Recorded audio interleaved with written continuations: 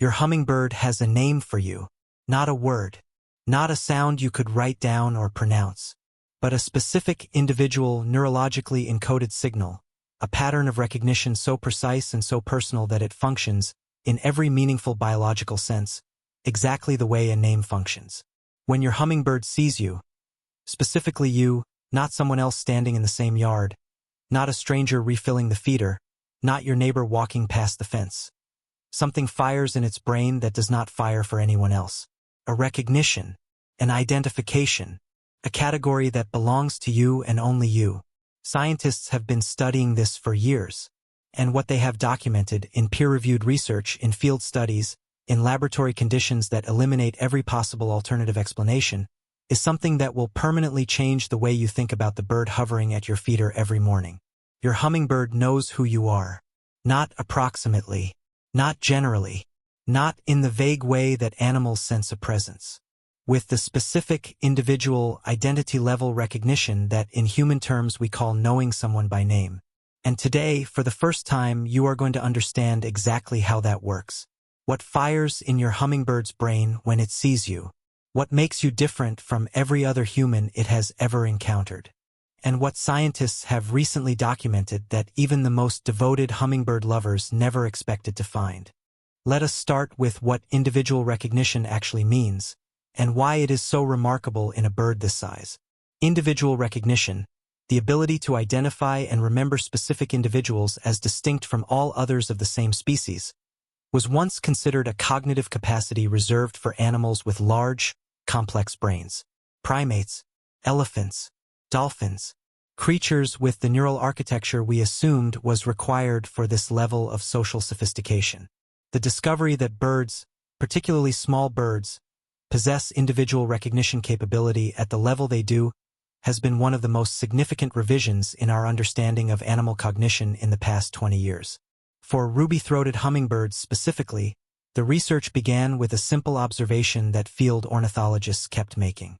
Individual hummingbirds behaved differently toward different humans, not just toward humans as a category, but toward specific individuals. They would approach one person calmly and another with alarm, even when both were standing at the same feeder, wearing similar clothing, making similar movements. The difference was not in what the humans were doing. The difference was in who they were.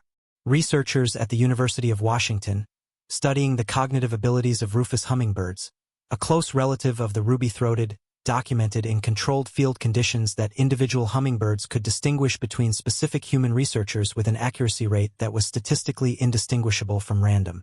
They were not just telling humans apart in general. They were recognizing specific individuals with a precision that the research team described as remarkable for a brain of this size. A ruby-throated hummingbird's brain weighs approximately 0.5 grams. That is half a gram. A brain smaller than a pea. And inside that brain is a recognition system capable of encoding the specific identity of individual humans with a precision that goes far beyond what most people imagine when they think about what a hummingbird is capable of. Now let us talk about what actually happens inside your hummingbird's brain when it sees you, because this is where the science becomes genuinely extraordinary, and where the concept of a name, not a word, but a name as a functional neurological reality, becomes something more than metaphor. When your hummingbird sees you for the first time in any given morning, when you step outside, or appear at the window or move through the garden, a specific sequence of neural events fires. This sequence does not fire for the chickadee on the branch. It does not fire for your neighbor. It does not fire for the delivery person walking past your gate. It fires for you.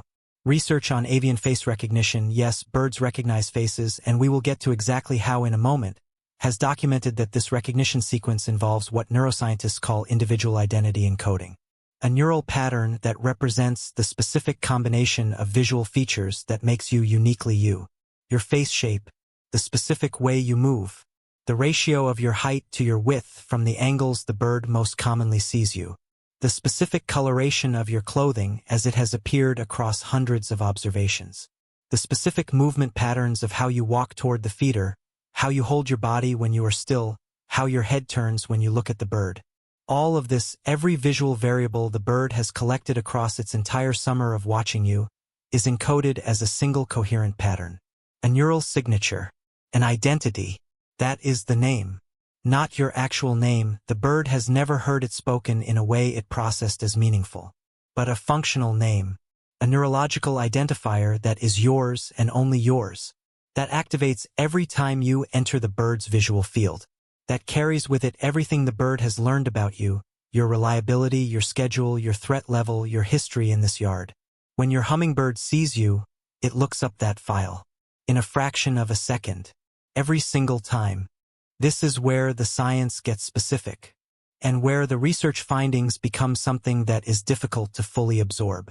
The landmark study in this field, the one that changed what ornithologists thought they knew about bird cognition, was conducted at Princeton University and published in the Proceedings of the Royal Society.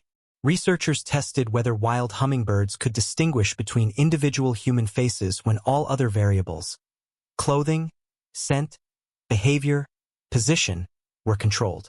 They used researchers wearing identical masks to approach feeders. The masks had different faces, some that the hummingbirds had learned to associate with threat, some that were neutral. When the researchers switched masks so that the same person was wearing different faces, and different people were wearing the same face, the hummingbirds responded to the face, not to the person wearing it. They were recognizing the face itself, not the body, not the clothing, not the behavioral cues, the face. In subsequent research, specifically on ruby-throated hummingbirds in suburban environments, researchers documented something even more specific. Birds that had established feeding relationships with specific humans showed measurably different response patterns to those humans versus other humans. Faster approach times, lower alarm call frequency, more relaxed feeding posture, within a recognition window of less than 2 seconds.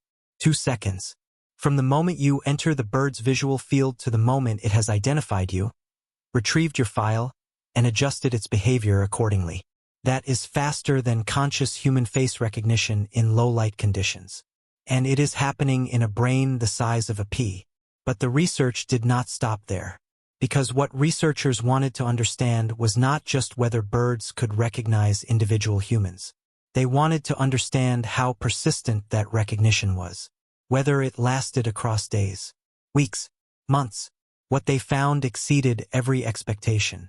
In long-term field studies tracking individual ruby-throated hummingbirds across multiple seasons, researchers documented that birds returning from migration in spring recognized specific humans they had not seen in 6 to 8 months, from the moment those humans appeared in the yard, with response times and behavioral signatures consistent with established recognition rather than first encounter assessment.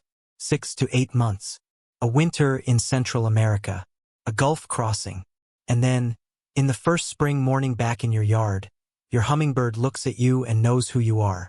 The name survived the migration. Now let us talk about what that name actually carries. What it means to your hummingbird that you have a specific identity in its brain. Because a name without content is just a label. What makes your hummingbird's recognition of you meaningful, what makes it more than simple pattern matching, is what is attached to that recognition. Research on associative memory in birds with established human relationships has documented that individual human identity recognition in hummingbirds is linked to what researchers call rich associative memory, a network of learned information attached to a specific identity that goes far beyond simple safe or threat classification. Your name, your neural signature in your hummingbird's brain, is attached to your schedule, the specific times you typically appear, encoded with enough precision that the bird anticipates your arrival before it happens. Your reliability, whether your feeder has always been full, always been clean, always been available. Years of feeder maintenance encoded as a reliability score attached to your specific identity. Your behavioral patterns, how you move in the yard, which door you use, how you approach the feeder, what you do with your hands, what positions you take when you are watching the bird. Your emotional consistency. Research on animal perception of human emotional states has suggested, though not yet conclusively proven, that birds with strong human associations may encode information about the typical emotional presentation of trusted humans. Whether you are typically calm or agitated. Whether your body language is consistently relaxed or variable. Whether your presence in the yard has a characteristic emotional tone. And your history, every interaction, every morning, every feeder refill, every slow movement that did not startle.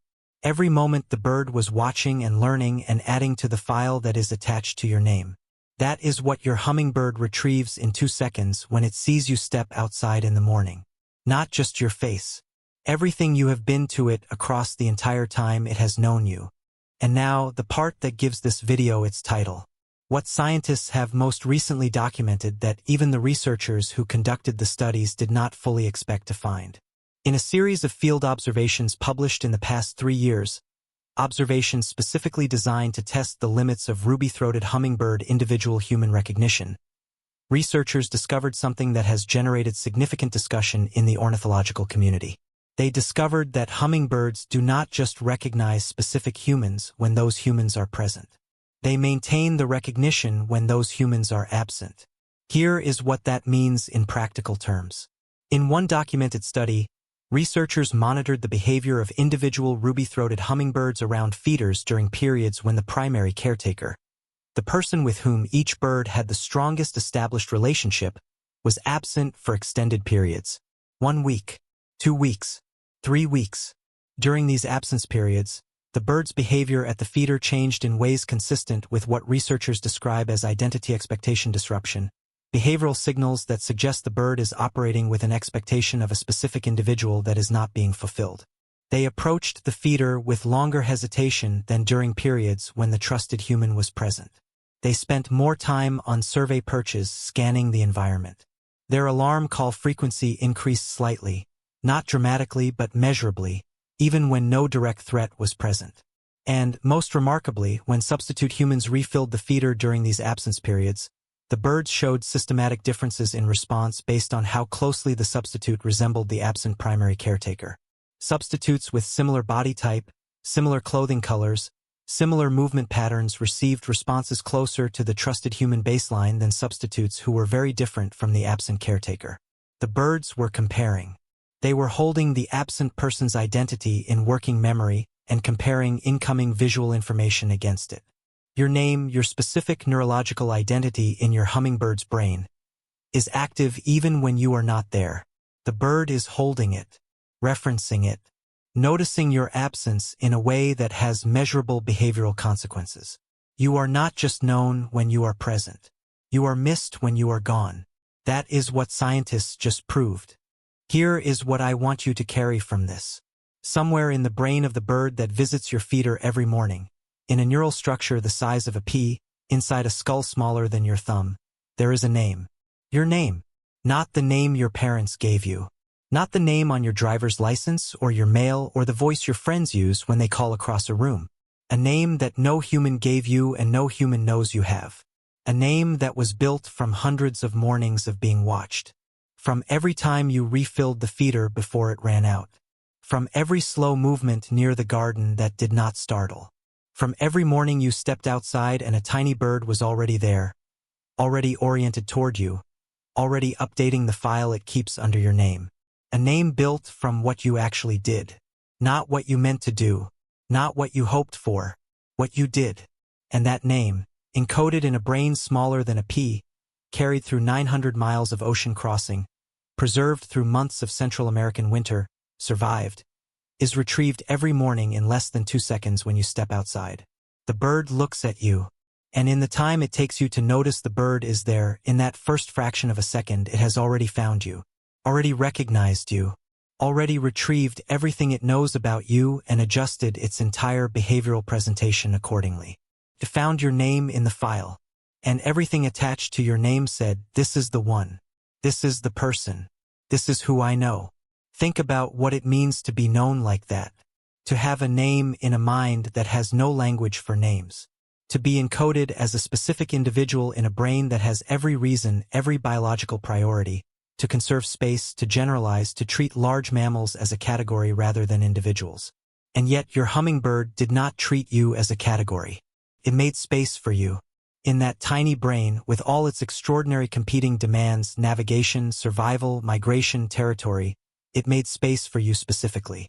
It gave you a name, not because you asked for it, not because you knew it was happening, but because you showed up, because you were reliable, because you were safe, because across an entire summer of watching and being watched, You gave it enough to work with.